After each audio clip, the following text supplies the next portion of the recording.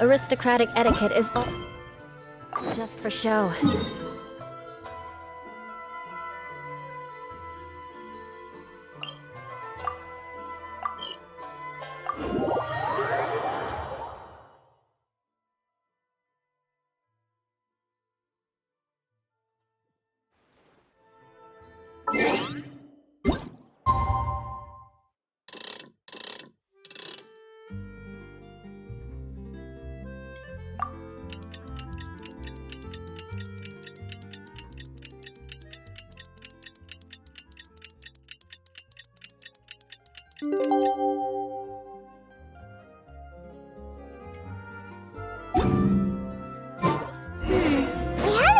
Chevreuse since that night at Baptiste's place. Well, guess there's no point in worrying about it now. Let's go join up with the others.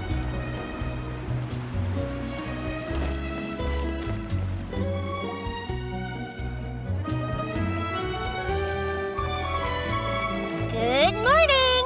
Ayaka and I were just talking about you. Is Chevreuse still not joining us today?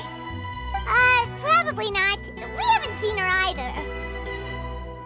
Huh? That's such a pity. Director Furina said that we've only got a few small scenes left before wrapping up the entire thing. She even said that she'll get me into a couple scenes, so everyone will have a chance to shine in front of the camera. We were also planning on having a victory feast once we're all finished filming. You can join us, right?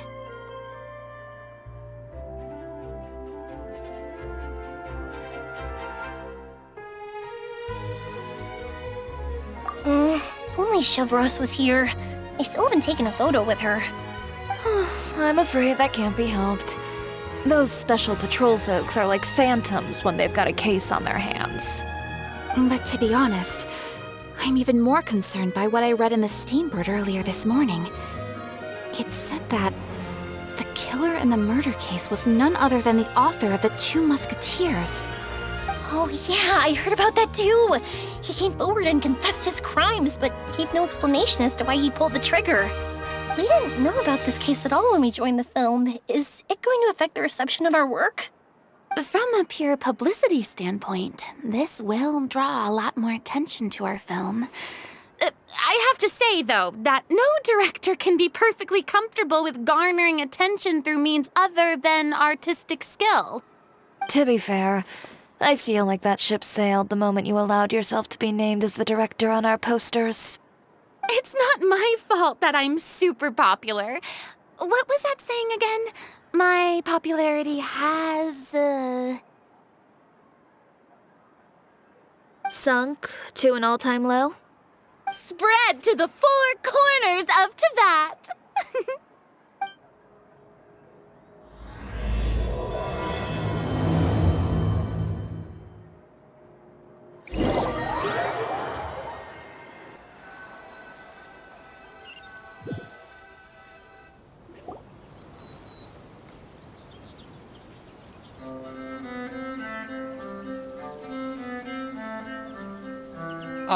Excuse me, everyone.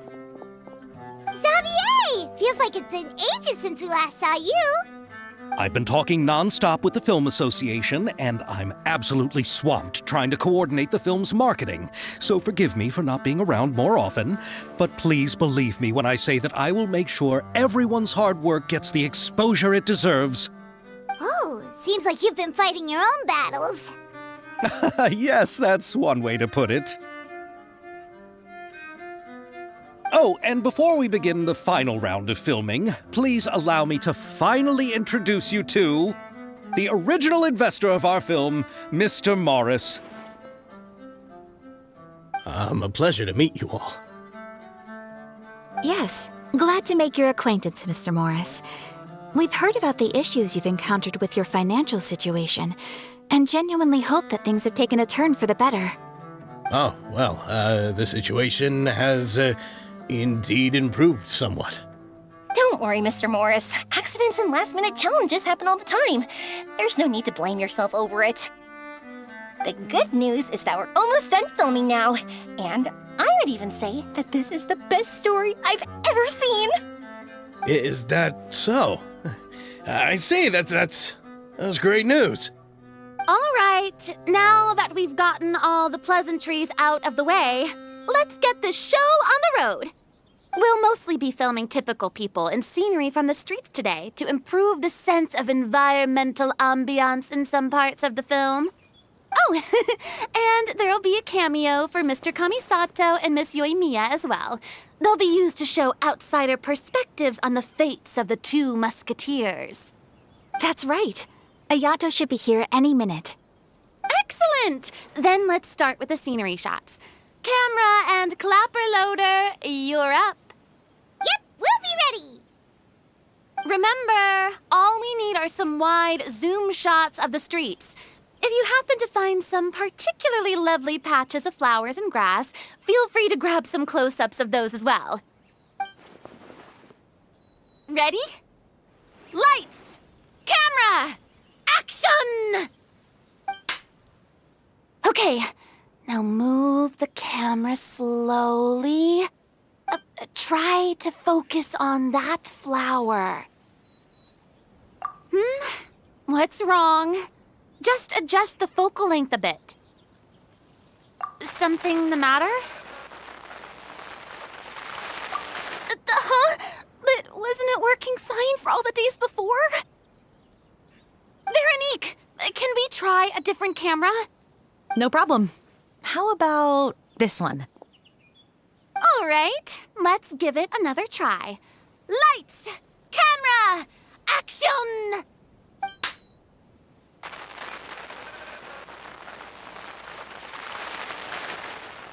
Don't tell me. This one is broken too? Veronique, do we have any other spare ones we can use? I'm afraid we only brought these two today.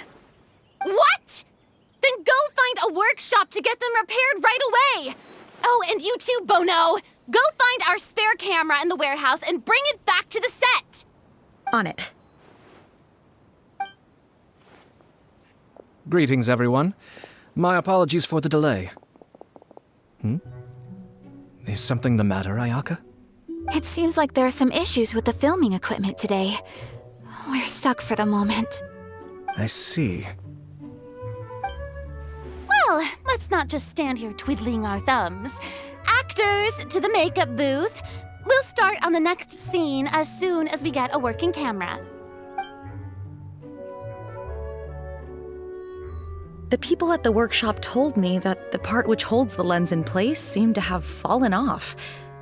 That's super strange. It was perfectly fine just yesterday. Well, no time to dwell on that now. Let's get back to filming. Ahem! Quiet on set! Places, everyone! Lights! Camera! Action! By the way, have you heard about that recent murder case? Yes, I have. It seems that they've caused quite the commotion in the city. I heard that the chief of the guards is so mad about not catching the culprit that he's about to explode. Oh? I find that quite hard to imagine, considering how he already looks most days. Director, we have a problem. Oh, we're in the middle of a take! Couldn't you wait until we wrapped up this scene? No, Director, our film, all the finalized film that we've been keeping in the case has disappeared. Oh, wait, well, what did you say? Mr. Bono, please take me to where the film was kept right away. I'm coming too. No, Yoimiya, you have to stay here. Oh. Okay, listen up. Everyone who's not working on this current scene can go with Bono to look for the film. Everyone else, stay put and wrap up the scene. Unbelievable. How could all these problems happen in just one day? We're back. How did it go? Did you find the film? We found it in the sewers. Huh? In the sewers? Is the film still okay? We discovered it just in time, so we should still be able to salvage it. The others are checking now to see if we lost any specific scenes. Oh, you scared me for a moment there. I nearly thought we had lost everything. I really don't want to experience that feeling of despair again. Okay, but who could have stolen the film and dumped it there?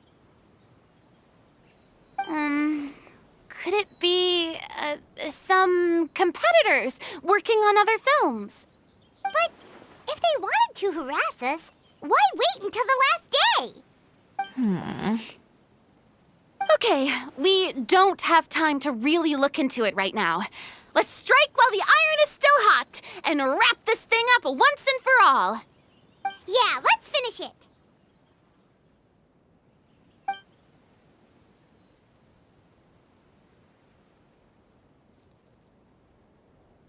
I would like to officially announce that our entry to the festival, The Two Musketeers, has now concluded filming!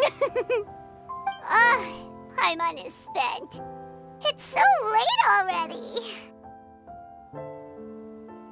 Even though the filming process proved to be extremely challenging, everyone provided valuable and unique contributions to the final product.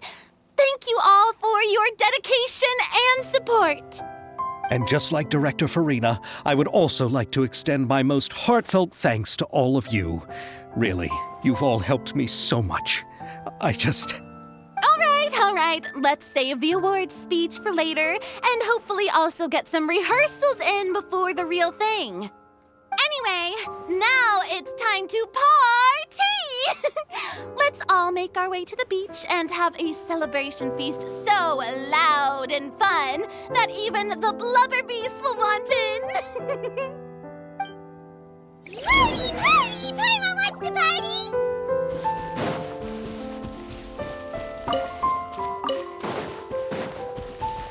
Whoa, this place is hopping. Everyone's finally getting to relax after wrapping up the film. Hey, Ayato! How's your work been going? Everything went rather smoothly. Thank you for your concern. Ayato told me that we've already confirmed the dates for some Inazuma Fontaine cultural exchange events. So the next time we visit, we'll be doing so in our capacities as the representatives of the Yashiro Commission. Oh, that's great! Then maybe Paimon will be able to find Fontaine detective novels in Inazuma from now on! Oh, wait. Wouldn't Yoimiya get upset if that happens? That would be stealing some of her business. You've got a point. She's always complaining that light novels have become bland and too predictable after all. The cultural exchange won't only feature literatures of both nations, of course. We have also made plans for cross-cultural engagements in the fields of gourmet cuisine, toy making, and artisan craftsmanship. Whoa! Paimon's getting super excited now! When the time comes, be sure to visit and participate in all the events.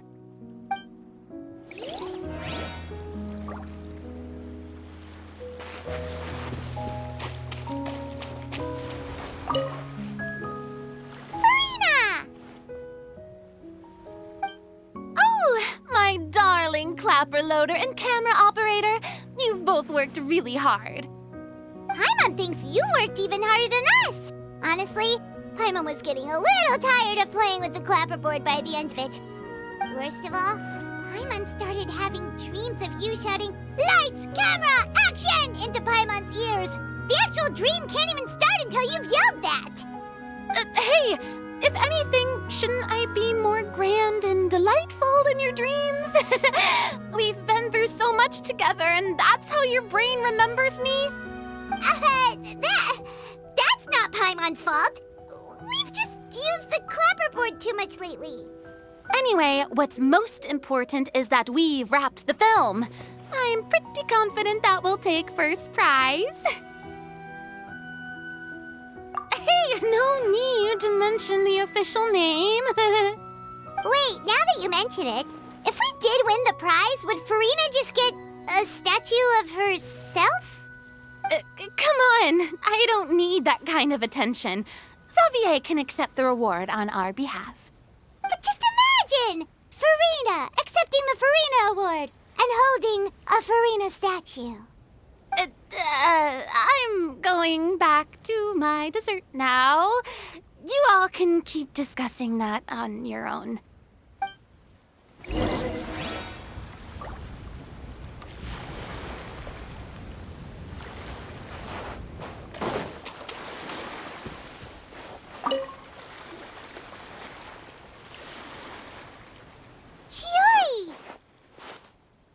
Hey, you two.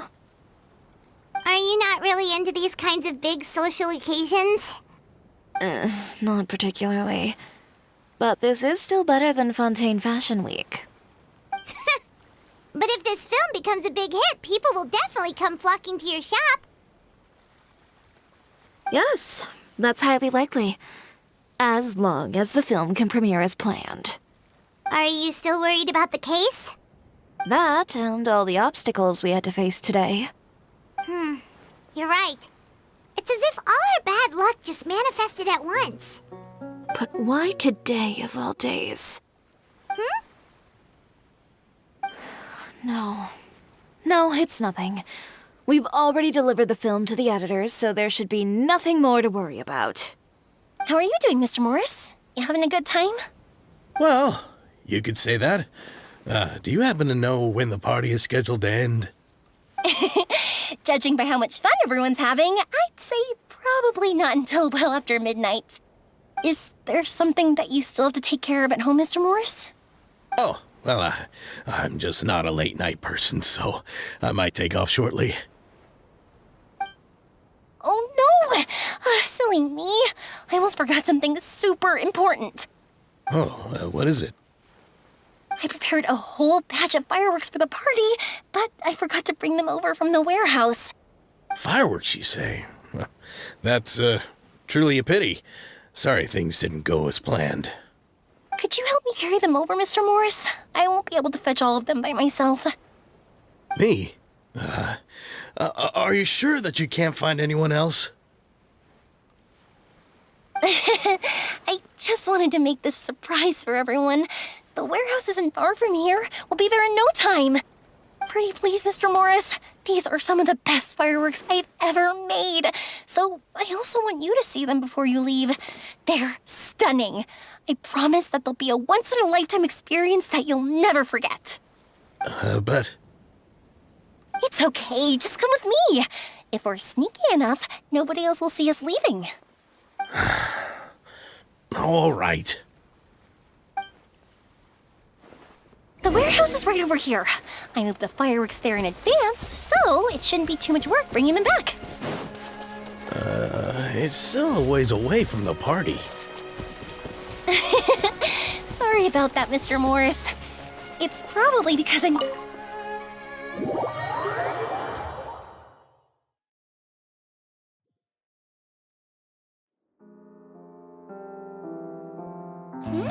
It's dark in here. Wait here, Mr. Morris. I think the light switch should be somewhere over here. Why did I have to get roped into this? What was that?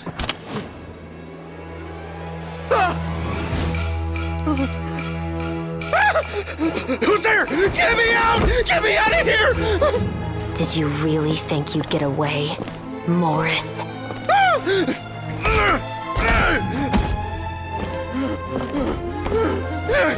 You've got the wrong guy. It wasn't me. I'm not the killer.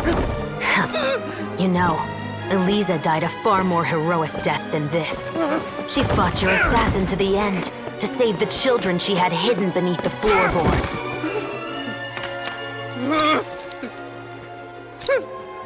That is Eliza's pendant, the one with a photo of you two inside. The one you gave her. Ring any bells? It's a fake! It has to be! There's no way! No way your assassin didn't destroy it, you mean?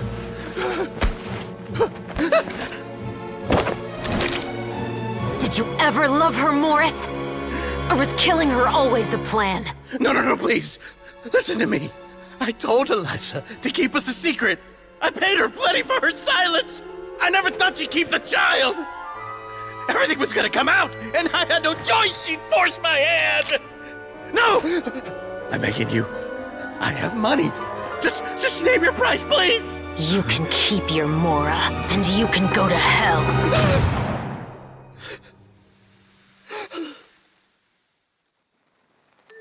I'm Captain Chevreuse of the Special Patrol. Morris, you're under arrest for Eliza's murder.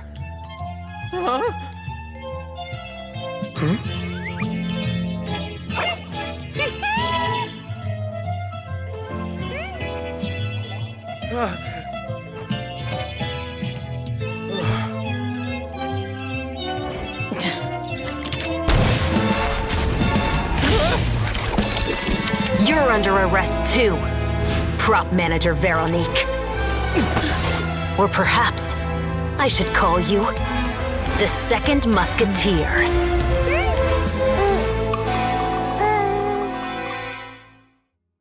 Wait, what's going on? This wasn't in the script. Drop the gun, Veronique. Why? Why would you keep me from exacting revenge on this heartless monster? Drop your weapon. This is my final warning.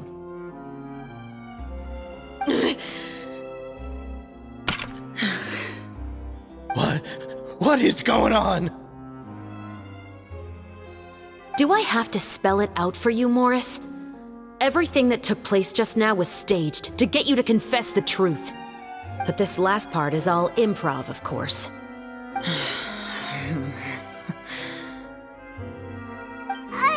Chevreuse, you told us you wanted us to help you stage a play. You never said anything about the second musketeer. It's because even I had no way to confirm my theory until now. Thank you for your performance, Yoimiya. Could I trouble you to go and bring in the other Special Patrol members? They should be on standby just outside. Oh, and please tell the other cast members not to worry about us. We'll be rejoining them shortly. On it!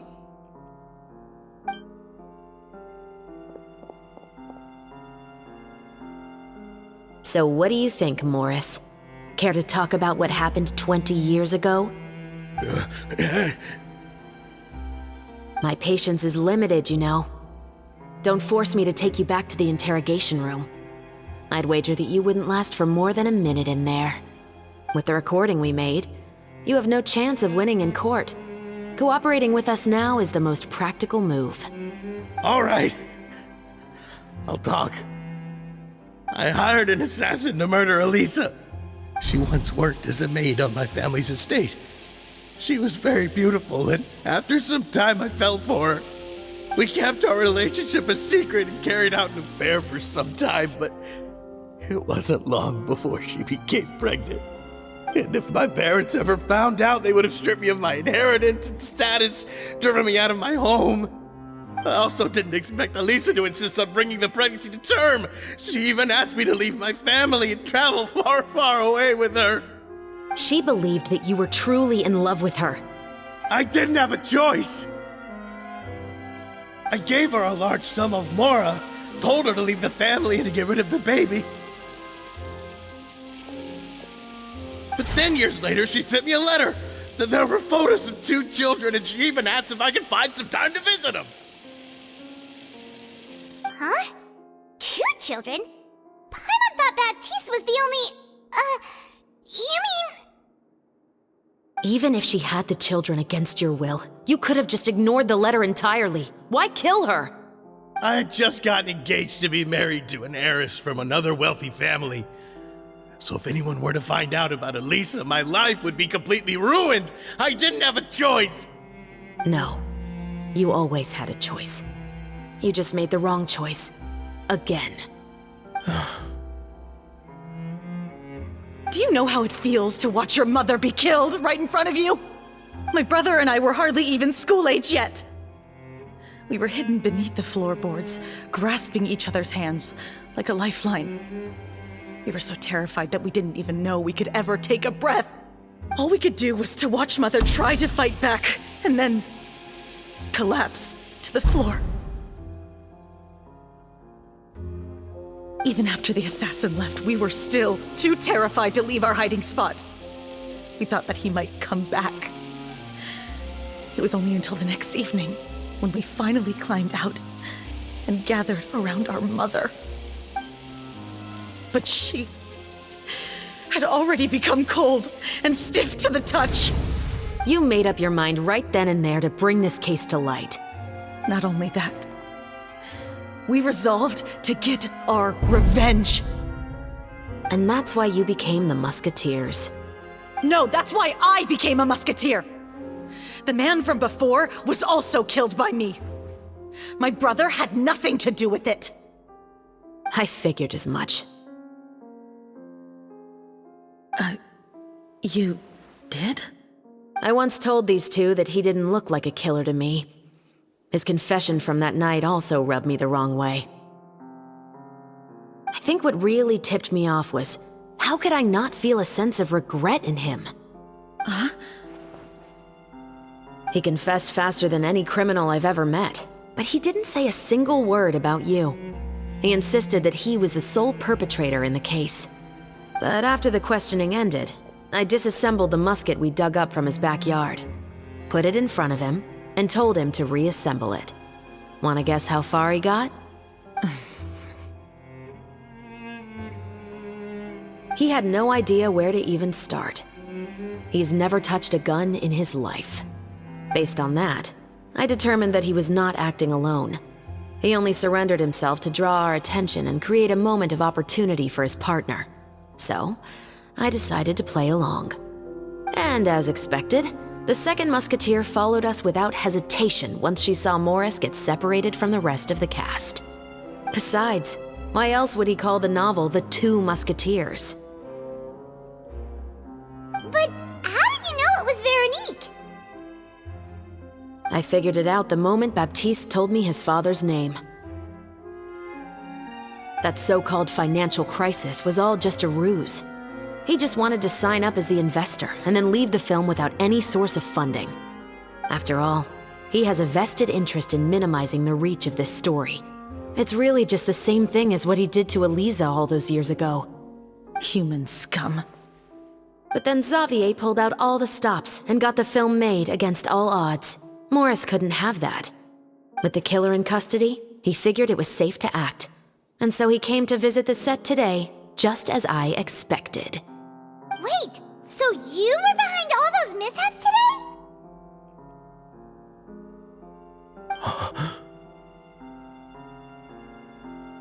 As for the identity of the second musketeer, I assumed they'd probably stay close to Morris and look for an opening. And if they already knew that Morris was the film's investor, then that narrowed the list of potential suspects as well. Furthermore, being the props manager would allow the culprit to avoid scrutiny by purchasing mechanical parts in the name of the crew. With that hypothesis in mind, I went back to check Baptiste's orphanage adoption records. Guess whose name I saw on the same page, just a few lines from his. My brother. He trusted you. As in, he trusted me to perform the deed on his behalf? He trusted you to stand on the side of justice. I am. I thought you could do it as well. Oh, the look on your face when you told him to go to hell. I really thought you'd put a bullet in his brain. You know what he has done. Are you telling me that you'd rather see him spend the rest of his life living like a king in the fortress of Meripede? I will never be able to forget the feeling of my mother's cold, lifeless hands. And you would call this ending fair? Is this what you call justice? I won't lie, Veronique. I did hesitate when your brother first told me about the truth. I wondered. I agonized over whether I should really put a bullet in his head. So why don't you?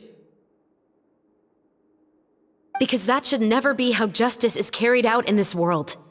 Perhaps, to you, justice is simply reciprocated, an eye for an eye and a life for a life. But everyone has their own understanding of justice. If everyone were to pursue their own definition of it, there would be no more order in this world. Today, you'll kill Morris, and tomorrow, his children may come for you. The world cannot render judgments based on a desire for revenge. That will only lead to a cycle of revenge, as well as the destruction of order and civilized society. Fontaine is founded on a set of laws and a standardized code of justice. That is why we are the nation of justice. But with all that said, I will promise you this. Morris will not lead a cushy life in the fortress of Meripede. Chevreuse, the rest of the special patrol is here. Thank you so much, Yoimiya. Letelier, Terena, please take them away.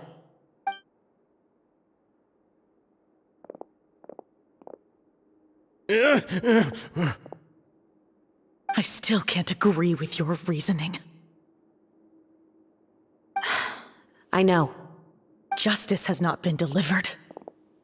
At least, not today.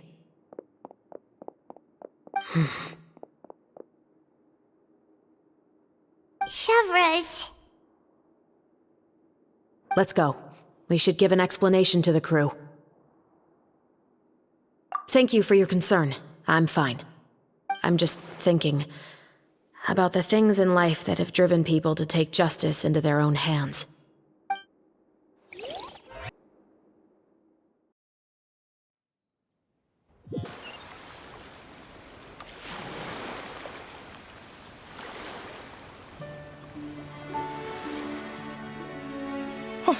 Who would have thought Morris would turn out to be... I'm at a loss of words. How could he have done something like this? I'm just glad that you're all safe and sound. Who knew that such a labyrinth of cases would be behind this story? Well, what should we do now? We have a finished film, of course, but should we still go ahead with the premiere? What do you mean? Shouldn't you be even more motivated to spread the word now that you've learned the truth? Chiori is right. I'd also like more people to see this story for themselves. But the real ending of the story seems to have deviated somewhat from the one in the script. Is that still acceptable to you, Miss Chevreuse? The call is yours. We still have time to reshoot an ending if that's what you'd like. No, it's fine as is. I like what we have for the catharsis. Romanticism is what gives works of art their appeal. Fiction is able to explore means of restitution that could never work in real life. Just like the real world, the world of stories also has its own set of rules and justice. These different possibilities are what initially drew me to reading in the first place. Sounds good to me. I support your decision. What about Veronique? Will she be okay? She will soon face her judgment alongside her brother and Morris. If I had to guess, they'll probably all be sent to the fortress of Meripede. I'll make sure to give Risley a heads up about it. Oh, you mean that kind of heads up? Exactly. Ahem. All right, then the matter's settled. Now that everything's been taken care of, there's no reason for us to keep looking all gloomy and grumpy. Let's get back to the feast and enjoy each other's company. We'll be starting the post-production process tomorrow. You should join us, Chevreuse. You missed the first few hours of the party, didn't you? All right. Count me in. Then I'll wait for you over there. There's still some good news that I'd like to share with Chevreuse. Traveler, Paimon, could you wait for me by the sea after the party ends? I'd like to go on a brief walk with the two of you. Thank you very much.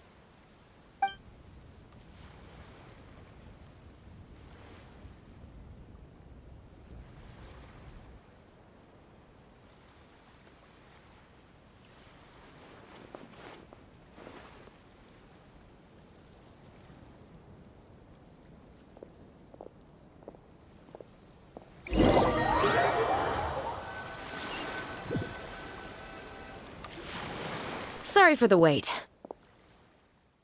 Oh, we weren't waiting long at all. Is there something else you wanted to tell us? No, I don't have anything new to share. I just felt that since you were my investigation partners, I should have another conversation with the two of you.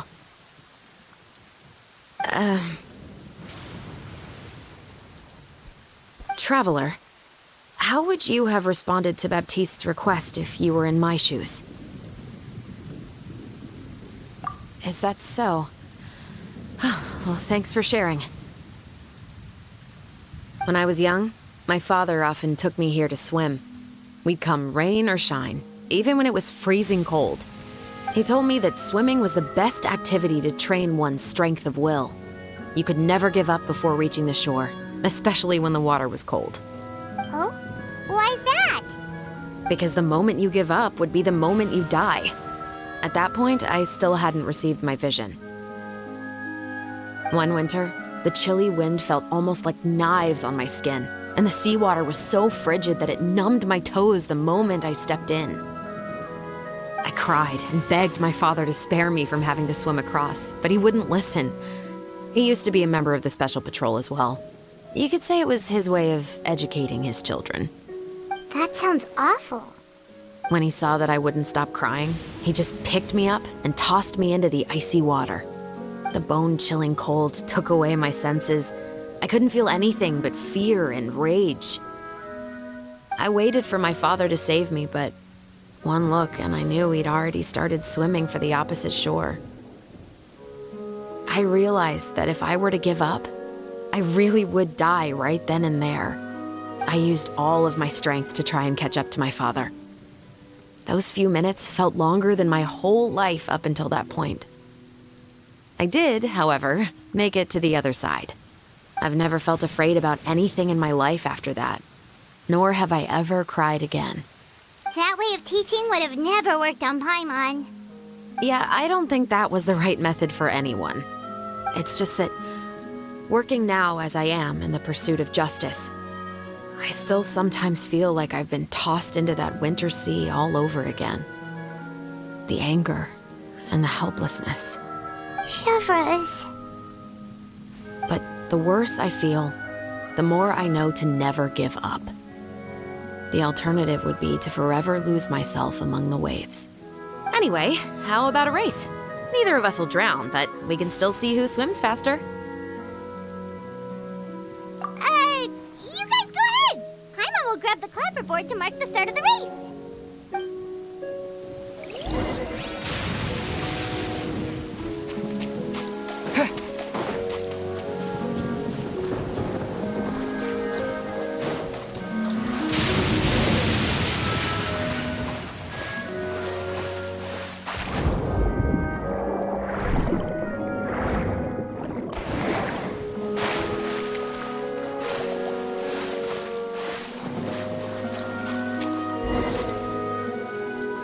Oh, that felt good. You were so fast in the water, Chevreuse. You were swimming even faster than Paimon can fly. So, about the special patrol. Did you join because of your dad? Partly, but I'd say I was more inspired by the heroes I read about in stories growing up. Oh, so it's due to your love of stories. Of course, it was only after I joined the Special Patrol that I learned that truth is often stranger than fiction. Come on, let's walk a bit more.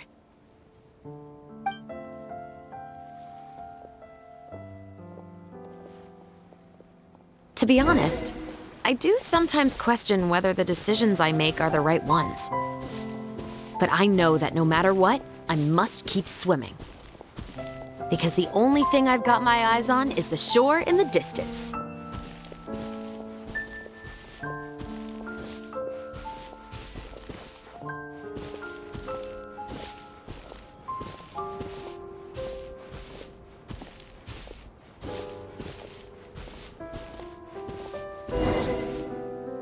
Thank you for coming on this walk with me. I feel a lot better after getting all that off my chest. Huh. We're nearly back at Baptiste's house. Huh. You're right. I didn't realize we were so close. He really did plant a lot of flowers. It's just like how he described it in the story. Huh? Wait. Paimon, Traveler, look! The rainbow roses in the garden. They're in full bloom now.